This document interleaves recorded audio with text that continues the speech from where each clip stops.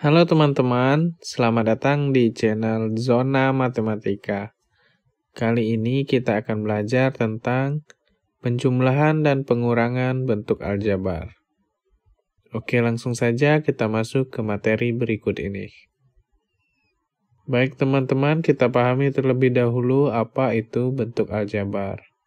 Jadi bentuk aljabar ini adalah suatu bentuk matematika yang dalam penyajiannya memuat huruf-huruf untuk mewakili bilangan yang belum kita ketahui. Huruf-hurufnya beraneka ragam, jadi bisa kita gunakan dari huruf A sampai huruf Z. Kita misalkan di sini bentuk seperti X plus 4 disebut bentuk aljabar, karena di sini memuat huruf X. Oke, kita perhatikan di sini ini adalah huruf X. Kemudian huruf X ini ditambahkan dengan 4. Kemudian pada bentuk aljabar ini terdapat suku yang biasa kita sebut suku. Jadi suku ini adalah variabel beserta koefisiennya atau konstanta pada bentuk aljabar yang dipisahkan oleh operasi hitung. Kita misalkan di sini 3x. Jadi 3x ini kita sebut dengan suku 1. Karena dia terdiri dari satu suku. Kemudian kita misalkan lagi 4x ditambah 5. Nah, di sini kita sebut dengan suku 2. Atau 2 suku. Karena di sini terdapat angka 4x dan 5 yang dipisahkan oleh operasi hitung penjumlahan. Kemudian suku 3. Kita misalkan contohnya 2x kuadrat ditambah 3x ditambah 7. Ini kita sebut dengan suku 3. Suku 3 ini biasa juga disebut dengan suku banyak. Apabila dia lebih dari 3, dia bisa juga disebut dengan suku banyak, dan seterusnya. Selanjutnya, pada suatu bentuk aljabar terdapat unsur-unsur aljabar, meliputi variabel, konstanta, koefisien, suku sejenis, dan suku tak sejenis. Oke, kita coba pahami satu-satu unsur-unsur yang ada pada bilangan aljabar. Oke, kita coba berikan contoh terlebih dahulu bentuk aljabar. Kita misalkan di sini 5x ditambah 3y ditambah 8x dikurang 6y ditambah 9. Oke, kita perhatikan di sini. Untuk membedakan unsur-unsur pada aljabar, kita tuliskan terlebih dahulu yang pertama yaitu variabel. Variabel ini adalah lambang pengganti suatu bilangan yang belum kita ketahui nilainya dengan jelas. Atau variabel ini yang sering kita ketahui adalah huruf-huruf pada bilangan aljabar dari A sampai Z. Kita misalkan contoh bilangan variabel adalah huruf X dan Y. Kita perhatikan di sini bahwa daripada contoh di atas 5x, 3y, 8x, dan 6y. Jadi X dan Y ini adalah contoh variabel di sini. Kemudian unsur yang kedua yaitu adalah konstanta. Konstanta ini adalah suku dari suatu bentuk aljabar yang berupa bilangan dan tidak memuat variabel. Artinya, konstanta ini hanya memuat bilangan angka saja. Dia tidak memuat huruf-huruf. Kita perhatikan contoh di atas, bahwa angka yang tidak bersama dengan huruf ini adalah angka 9. Oke, jadi 9 ini kita sebut dengan konstanta. Oke, kemudian lanjut untuk unsur selanjutnya adalah koefisien. Jadi koefisien ini adalah faktor konstanta dari suatu suku pada bentuk aljabar. Jadi koefisien ini berbeda sedikit dengan konstanta. Apabila konstanta tidak memuat huruf sama sekali, sedangkan koefisien ini adalah angka yang memuat variabel atau memuat huruf. Namun, pada koefisien ini adalah faktornya. Artinya, kita perhatikan contoh ini, koefisien dari 5x ini adalah 5. Kemudian koefisien dari 3y ini adalah 3. Koefisien dari 8 adalah 8. Kemudian koefisien dari 6y adalah 6. Oke, jadi di sini sudah jelas ya bahwa 5x ini adalah suatu bilangan variabel, di mana 5 ini kita sebut dengan koefisien dan x ini adalah variabel, dan seterusnya. Kemudian terdapat satu angka saja yang tidak memuat variabel. Di sini adalah 9. Jadi 9 ini kita sebut dengan konstanta. Oke, sampai di sini sudah jelas ya. Kemudian unsur yang selanjutnya yang harus kita ketahui yaitu adalah suku sejenis dan suku tak sejenis. Jadi ini sangat penting pada saat kita ingin menjumlahkan atau mengurangkan suatu unsur bilangan aljabar. Suku sejenis.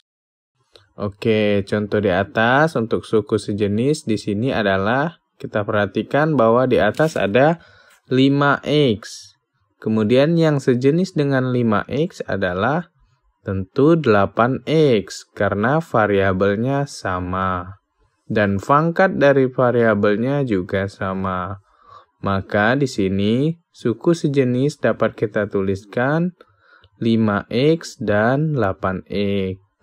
Kemudian suku sejenis lainnya adalah, oke, kita perhatikan ya di sini bahwa di sini ada plus 3y dan dikurang 6y. Atau bisa kita tuliskan dengan 3y dan negatif 6y. Ini adalah suku sejenis. Kemudian unsur yang selanjutnya yaitu suku tak sejenis. Suku tak sejenis ini tentu saja variabel x dan y ini tidak sejenis. Jadi langsung saja kita tuliskan misalnya 5x dan 3y ini adalah suku tidak sejenis. Jadi tidak bisa kita jumlahkan atau tidak bisa kita kurangkan. Kemudian selanjutnya 8x dan negatif 6y. Ini juga tidak sejenis. Untuk lebih mudah memahami materi pada kali ini, kita coba untuk menyelesaikan contoh soal berikut ini. Misalnya suatu contoh soal, sederhanakanlah bentuk-bentuk aljabar berikut. Kita coba untuk contoh soal yang pertama yaitu 8p dikurang 3 ditambah negatif 3p ditambah 8.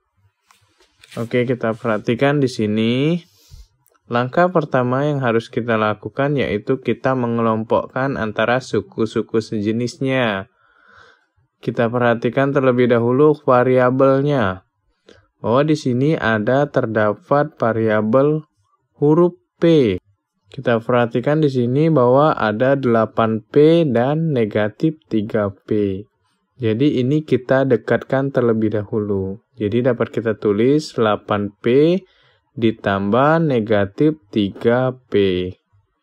Kita tuliskan di sini.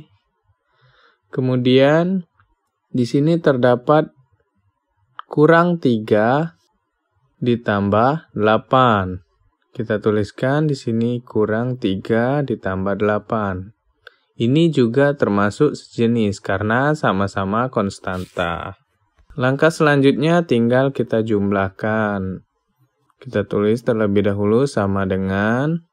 Oke, untuk menjumlahkan bilangan yang terdapat variabelnya, kita cukup menjumlahkan koefisiennya saja, sedangkan variabelnya tetap. Atau di sini hurufnya tetap, angkanya kita jumlahkan atau kita kurangkan. Kita perhatikan di sini 8 ditambah negatif 3. Ini adalah penjumlahan berbeda tanda ya. Kita perhatikan di sini mana yang lebih besar antara 8 dan 3.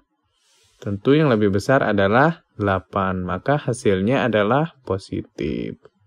Selanjutnya tinggal kita kurangkan 8 dikurang 3. Maka hasilnya adalah 5.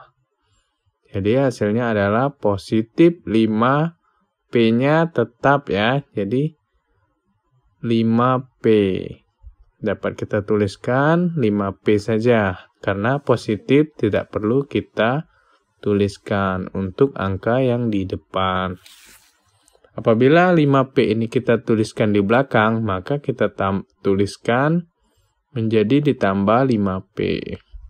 Kemudian di sini negatif 3 ditambah 8. Jadi kita perhatikan di sini mana angka yang lebih besar. Sama dengan angka sebelumnya, kita perhatikan di sini antara negatif 3 dan 8 mana angka yang lebih besar? Angka yang lebih besar adalah 8. Berarti hasilnya adalah positif. Tinggal kita kurangkan 8 dikurang 3. Hasilnya adalah 5. Jadi kita tulis di sini ditambah 5. Oke, udah selesai untuk contoh soal yang pertama. Jadi inilah bentuk sederhana dari penjumlahan bentuk aljabar ini ya. Jadi hasilnya adalah 5P ditambah 5. Oke, kita coba untuk contoh soal yang selanjutnya. Contoh soal yang selanjutnya yaitu, sini kita perhatikan dalam kurung 4M dikurang 5 dikurang 8 ditambah 6M dalam kurung. Oke, kita perhatikan ya teman-teman, bahwa di sini pengurangan yang ada angka di dalam kurungnya.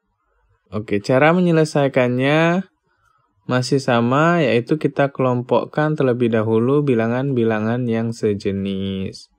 Kita perhatikan terlebih dahulu angka yang mengandung variabel.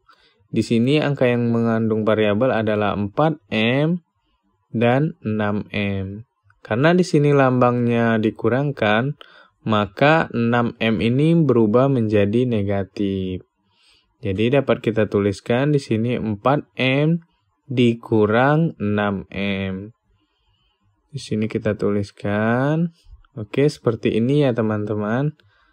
Kemudian di sini, jadi kita tulis selanjutnya kurang 5 dikurang 8. Jadi kurang 5 kurang 8.